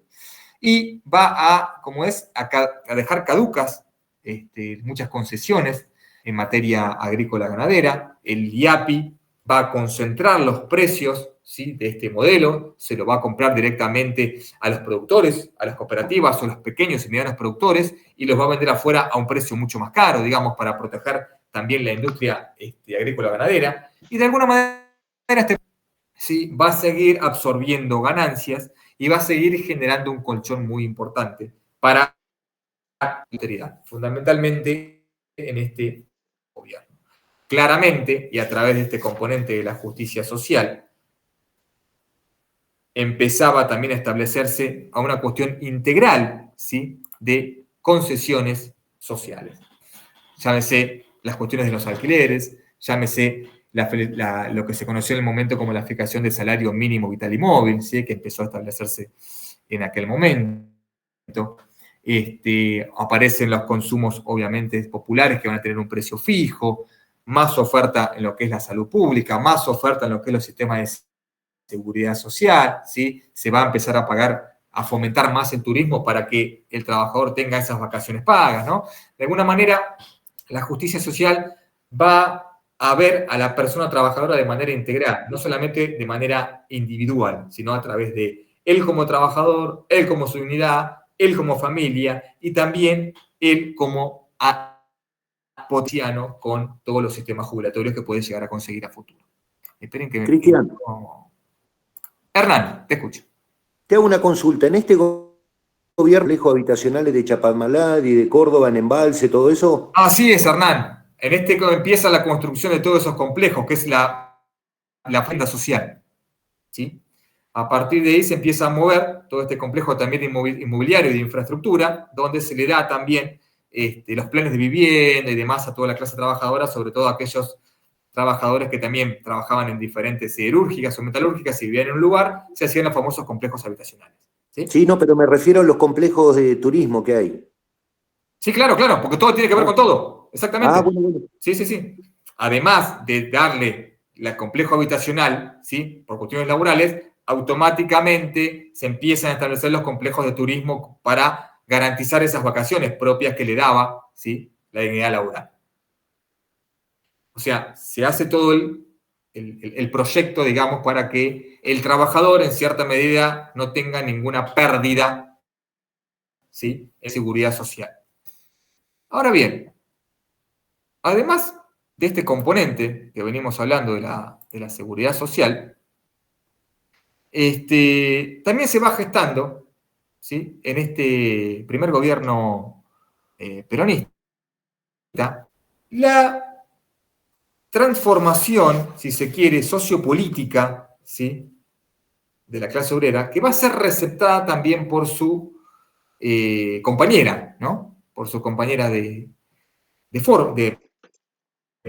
su pareja presidencial, quiero decir, de Evita, ¿no? De María Duarte de Perón, que es la que va a llevar adelante, si se quiere, una política más de acercamiento físico, tangible, con las masas obreras. ¿Por qué digo esto? Porque si bien Perón tenía toda esta política integral a la clase obrera y de llegada primaria, María Duarte de Perón lo que va a hacer es tratar de ser la interlocutora directa, por eso también le va a llevar al sindicalismo, que era el interlocutor que Perón. Eva va a asumir este rol de manera más fidedigna y de manera más tangible, como decía recién, con los obreros propiamente dichos, ¿sí? Porque es la que, a través de esa la oratoria combativa y reaccionaria, y también el odio que se profesaban entre Eva y las fuerzas militares va a ir increciendo, ¿no? Lo que va a traer muchos problemas ya para el segundo gobierno. Este rol de intermediadora le va a llevar también a la creación de esa famosa fundación, Eva Duarte de Perón, que es la que va a llevar este componente, esta doctrina en la justicia social, o este rol, mejor dicho, hacia sectores que eran recontra marginales, porque ya estamos hablando del subproletariado urbano, o a provincias donde todas estas leyes no llegaban, ¿sí? Porque llegaban, digamos, eran desconocidas para obreros de ese subproletariado urbano. Entonces Eva, de alguna manera, hace muchos viajes a ese interior profundo, marginal y olvidado, y lleva la actividad de la fundación para que también sea conocida a esos rincones inhóspitos que aún hoy sigue teniendo la República Argentina. Lejos, bueno, esta composición social que traslada a Eva como interlocutora, también lleva a este rol femenino, ¿no? El rol de la mujer dentro de la política, que no era un rol nuevo, no es un rol que inaugura Eva, esto es importante decirlo, porque si bien Eva también puede plasmar, por ser la compañera de Perón en aquel momento, la famosa ley 13.010, que es la base del sufragio femenino, la que se va a promulgar en 1947, sufragio femenino, las mujeres por primera vez van a votar en 1951, ¿sí? Si bien acá como gestora Eva no va a ser la primera, ni también con esta cuestión de la conducción femenina o la importancia, si se quiere, de este feminismo incipiente en la época. Para eso no tenemos que ir más atrás. O sea, antes de Eva hubo grandes mujeres, ¿sí? Como por ejemplo Julieta Lantieri, Emilia Grayson, Alicia Moró de Justo, Victoria Ocampo, que llevaron adelante toda una lucha denodada, sobre todo durante regímenes muy complejos, como también fue la década infame, de los derechos de la mujer, ¿sí?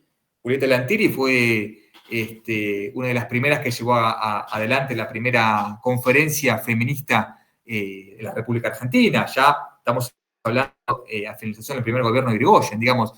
Es importante también marcante que si Eva llevó a cabo las gestiones de esta ley, todo este trabajo denodado es muy previo, ¿sí? Con las mujeres que recién les acabo de mencionar. Eva, de alguna manera, tomando esa bandera, logra, ¿sí?, imponer y promulgar la ley que había dejado afuera, ¿sí?, la ley Sáenz Peña. Es así como surge este sufragio en el año 47, en el cual es promulgado, y definitivamente las mujeres van a poder votar en 1951, cuando va a ser el recambio presidencial. Ahora bien, como yo les dije hoy, este primer gobierno de Perón, en todas estas cuestiones, también, ¿sí?, muy persecutorio, si se quiere, en la política interna. ¿Y por qué digo esto? Porque en esta política interna o política interior, obviamente los opositores van a ser bastante hostigados, van a ser perseguidos, se van a ocupar también cargos en la Secretaría de Radiodifusión, los grandes medios nacionales van a quedar en manos del Partido Peronista, ¿sí? Muchos diarios van a ser expropiados, se van a perseguir a los empresarios que llevaban adelante diarios como Crítica, como La Prensa, como La Fronda. Posteriormente la Prensa va a ser expropiado y va a ser un diario que va a formar parte de la CGT, ¿sí?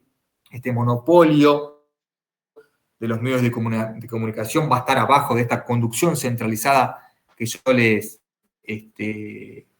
mencionaba hoy, ¿sí? Pero también va a haber, desde mi punto de vista, si se quiere, un error, ¿sí?, innecesario en este primer gobierno, que es empezar a torcer, ¿sí?, ciertas oposiciones también de algunos intelectuales, porque Perón va a tener un problema muy importante con las universidades, ¿sí? Muchas reformas que hemos visto en el año 1918 van a ser derogadas, ¿sí? Va a haber una cierta, digamos, dicotomía, ¿sí?, en las formas de manejar la autonomía universitaria, ¿sí? Muchas conquistas que habían sido de cátedras se empiezan a suprimir. Y el otro punto también que va a ser fuerte en este primer gobierno es que Perón va a querer también trastocar el sistema electoral, algo que para mí no era necesario, sobre todo para este primer gobierno. Porque Perón empieza a ver, ¿sí?, que trastocando el sistema electoral se podía generar, si se quiere, un caudal más grande de votos para tener mayorías en el Congreso, tanto en diputados como en senadores. Para mí no era necesario, dada como estaba conformada la coyuntura política o sociopolítica del momento, no era necesario trastocar, ahora vamos a ver, el sistema electoral. Fuera de esto, la política interna también tiene estas, ¿sí?, que hacen que el partido se tuerza un poquito más al autoritarismo. Y en lo que es en política internacional, ¿sí?, se va a dar lo que se conoció, capaz que algunos de ustedes lo han escuchado en algún momento, ¿sí?, la famosa tercera posición. Imagino que ustedes lo han escuchado, ¿sí?, en política exterior, ¿sí?, ahí lo tenemos a Juez de Relaciones Exteriores del primer peronismo, en el cual ya para esta época y después de la Segunda Guerra Mundial, recuerden que el globo divide en dos bandos. El famoso mundo bipolar empieza después de la Segunda Guerra Mundial. Que es lo que se conoció como la Guerra Fría, ¿sí? Algunos ustedes dos sistemas antagónicos, el estadounidense, por un lado, ¿sí?, el capitalismo financiero de Estados Unidos, bloque occidental, frente al bloque de Oriente, al bloque de la Unión Soviética, el bloque comunista. Esta Guerra Fría que va a tener este marco va a marcar un mundo bipolar. Ahora bien, o será occidental el capitalismo individual, o será, digamos, oriental soviético de la economía colectivista. Perón va a decir la famosa frase, ni yanquis ni marxistas, nosotros somos peronistas. Ahora bien, ¿qué tenía que ver esta cuestión del nosotros somos peronistas? Era de que el peronismo era un posicionamiento pendular, si se quiere. No era tampoco del centro, sino que de acuerdo al movimiento internacional, el peronismo pendulaba entre el capitalismo y el comunismo. Si bien Perón era profundamente anticomunista, como yo les dije hoy, no por eso impidió reanudar, ¿sí?, relaciones diplomáticas con la Unión de la República Socialista Soviética, ¿sí? Porque Perón también veía que a futuro algún convenio comercial podía favorecer también la balanza, ¿sí?, de digamos, la balanza doméstica. Es así que, bueno, que en esta concepción de la tercera posición, ni yanquis ni marxistas peronistas, se barajaba el respeto a la autodeterminación de los estados, y este respeto a la autodeterminación de los estados marcaba un orden económico más equitativo. Obviamente que si bien Argentina, por una cuestión geográfica, estaba, ¿sí?, del lado occidental, esto no quería decir que se alienaba directamente al lado occidental. Por eso también hay problemas con Estados Unidos por profesar esta política exterior de la tercera posición y por después juntarse con los famosos países no alineados, ¿sí?, ni a la política comunista ni a la política capitalista. En este orden, ¿sí?, es en el cual se empieza a configurar, ¿sí?, dado que la estructura estaba dada, una reforma constitucional. Hemos visto que en 1860, 1853, 1860, se quiere la primera constitución liberal del 53 con la reforma del 60 que hace la ley porteña. Y después en adelante hubo algunas modificaciones o enmiendas. Pero en el año 1949, y en este contexto del primer peronismo, con todo este apoyo que Perón venía teniendo y el auge de su política, la administración de Perón decide formular una reforma, yo le diría total, de la Constitución Nacional Liberal de 1853/60. En esta reforma constitucional, lógicamente, ¿qué va a haber? Se van a plasmar todos los derechos sociales y económicos de la clase obrera. Va a ser una reforma que va a estar fundamentalmente ligada a este constitucionalismo social, donde la dignidad humana tenía que ver justamente con el reconocimiento y la promulgación de todos sus derechos sociales y económicos, y de la seguridad social, y de la familia, y de la ancianidad. ¿Sí? A través de esto, la persona humana va a ser, como individuo, el principal forma constitucional. Asimismo, se van a reformar artículos que tienen que ver con la propiedad y la nacionalización de todos los recursos naturales y energéticos, ¿sí? También haber nacionalizaciones en cuanto al abordaje de la investigación de los recursos histícolas, que también tiene la República Argentina. Y una de las cláusulas que se modificó y dio mucho que hablar fue la cláusula que prohibía la reelección. La reforma habilita una reelección inmediata, ¿sí?, del presidente en cargo para un mandato posterior. Esto no estaba contemplado en la Constitución anterior, y esto significó, si se quiere, empezar a augurar un segundo mandato a través de la reforma constitucional. Pero también lo novedoso que tiene esta reforma es que elimina los colegios electorales que veníamos viendo anteriormente, ¿sí? Y esto, como yo les decía hoy, ¿sí?, se lleva a cabo que no era necesario trastocar el sistema electoral, ¿no? Porque al trastocar el sistema se va a sacar la lista incompleta, se va a terminar derogando la ley Sáenz Peña y se va a configurar otra forma de votación, que es una forma de votación que ya hemos visto en el primer gobierno de Roca, cuando hablábamos de las circunscripciones uninominales.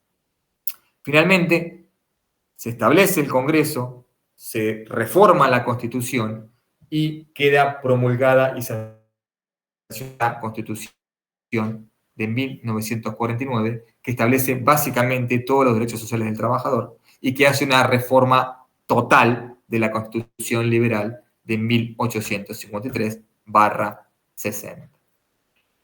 Ya con todo esto en camino, como venimos hablando, y ya en proceso ya del recambio presidencial para el año 51,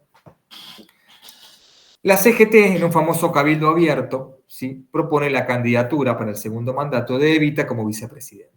Esto obviamente fenomenal en las Fuerzas Armadas, que ya veían en Eva una enemiga declarada, y le piden y le exigen a Perón que no acepte esa candidatura. Es así como, a través de las presiones militares, Perón decide bajar la candidatura de Eva y se muestra más, si se quiere, aliado a esa conducción verticalista militar. Obviamente, posterior a esto, muchos sectores del ejército, cuando se establece la posible candidatura de Eva, empiezan a cumplir la famosa asonada del 28 de septiembre, donde aparece de nuevo el general Rawson, que fue el primero que estuvo en la Revolución de Junio, para derrocar al peronismo. La verdad que la asonada fue muy leve, muy pobre, no estuvo organizada, pero lamentablemente eso llevó a que se establezca un estado de sitio, a que se persigan partidos políticos, ¿sí? Y a generar un control más acérrimo sobre los opositores que estaban dentro del régimen militar. Y como yo les dije anteriormente, se termina por cambiar, ¿sí? Modificar el sistema electoral y se cambian las fórmulas. No va a estar más la ley Sáenz Peña, se va a derogar la lista completa y la lista incompleta. Perdón, se va a derogar la lista incompleta. Va a quedar la reminiscencia de la lista completa, como teníamos en el orden conservador. Y con este cambio de sistema de las circunscripciones uninominales, lo que se van a hacer es cambiar distritos electorales donde se debían elegir diputados para que se elija un diputado por distrito. Lo que decía es que si había distritos donde había mucha oposición, los distritos se juntaban con distritos donde había mayor votos oficialistas y eso hacía que se le daba mayoría a un distrito. Entonces, juntábamos, por ejemplo, el distrito de Barrio Norte y Recoleta con el distrito de Mataderos y Barracas. En Recoleta y había obviamente una oposición manifiesta ahí en Barrio Norte. En cambio, en Barracas y Matadero había votos obreros. Entonces lo que hacían con las circunscripciones uninominales era juntar los distritos para que de esos distritos haga un diputado. Bueno, si juntamos distritos donde hay mayoría de votos obreros o mayoría del padrón, lógicamente a la hora de votar vamos a quitarle distritos al partido opositor. ¿Me va siguiendo? Bueno, así se estableció este sistema de circunscripciones uninominales que no era necesario hacer, porque ya el peronismo para esta época tenía los caudales necesarios para ir a las elecciones a través de las leyes Peñas, que naturalmente las iba a ganar nuevamente. Fuera de esto, se implementó este sistema de circunscripciones y se establecieron los dos bandos de competencia. Por un lado, otra vez, el Partido Peronista, con Juan Domingo Perón a la cabeza, vuelve Hortensio Quijano a la vicepresidencia, después de haber sacado, obviamente, dado de baja la candidatura de Eva, y por el lado de la Unión Cívica Radical aparecen dos líderes que vamos a ver mucho con el transcurso de las clases, que es Ricardo Balbín y Arturo Frondizi. Es así como para noviembre de 1951, y con las dos listas ya conformadas, se llevan las elecciones que le dan, obviamente, un triunfo demoledor al peronismo. Ustedes fíjense, casi 5 millones de votos, saca la fórmula Perón-Quijano, con el 63,40, y la fórmula de la UCR, Balbín-Frondizi, llega a casi los 2,5 millones de votos, también un gran caudal de votos, con el 32,28%.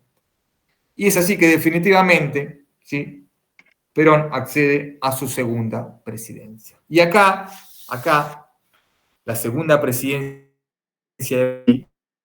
van a cambiar un montón de cuestiones a nivel doméstico y a nivel internacional, ¿sí?